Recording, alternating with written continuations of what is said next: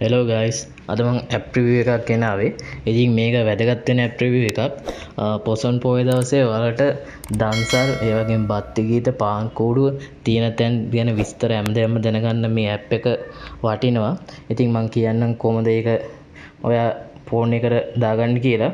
මුලින්ම Play Store එකට ගිහිල්ලා මෙන්න මේ විදියට search කරන්න දන්සල් කියලා.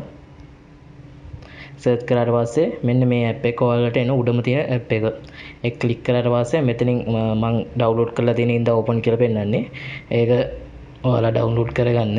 ඊට පස්සේ මෙන්න මේ විදිහට ඕපන් කරන්න තියෙන app එක. මාන ලස්සන ලුක් එකක් තියෙනවා.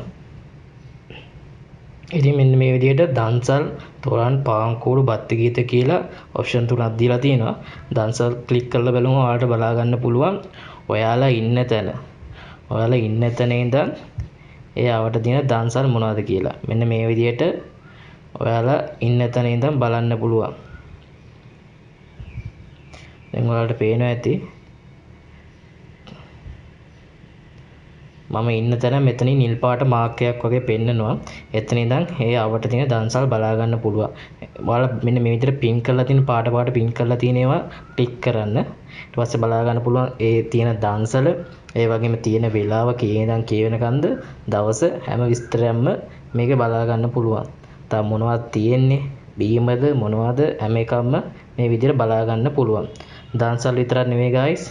මේකේ තව අපිට තොරන් පාන් කූඩු ඒ වගේ දේවල් බලා ගන්න පුළුවන්. ඒකත් විස්තර හැමදේම තියෙන වෙලාව දවස හැමදේම තියෙනවා. තව බත් ගීතත් ඒකත් තියෙනවා.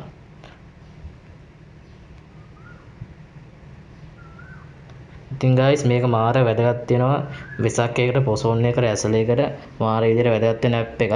මේකෙන් 98%ක්ම හරි මොකද මම වෙසක් එකකට මම මේක use කරා. මේ තියෙන තොරතුරු හැම එකක්ම නිවැරදි. ඉතින් guys මේක අදලා තියෙන්නේ සයිබර් යක්කු කියලා ලංකාවේ කොල්ලෝ ටිකක්. ඉතින් ඇත්තටම මාර වටින වැඩක් තමයි මේ කරලා තියෙන්නේ. ඉතින් ඔයාලත් මේ app එක use කරන්න පොසොන් පොය දවසට වැදගත් වෙයි කියලා හිතනවා. ඒ වගේම තමයි තව දෙයක් කියන්න ඕනේ. දැන් ඔයාට මේ app එකෙන් දන්සලකට යන්න ඕන නම් ඒ දින ලොකේෂන් එකටම මේ ඩිරෙක්ෂන් දාගන්න පුළුවන්. මම මේ කරන විදිහට කරලා කෙලින්ම map එකට තමයි මේ app එක ඕපන් වෙන්නේ. map එකෙන් යන දුර කොච්චර වෙලාවක් යන්න තියෙනවද හැම එකක්ම map එකෙන් බලා ගන්න පුළුවන්. මෙන්න මේ විදිහට map එකට ඒ app එක කනෙක්ට් කරලා තියෙන්නේ. ඉතින් මාර easy app එකක් මේක. අනිවාර්යෙන් ඔයාලා use කරන්න. ඔයාලට මේක ඇත්තටම වැදගත් වේවි.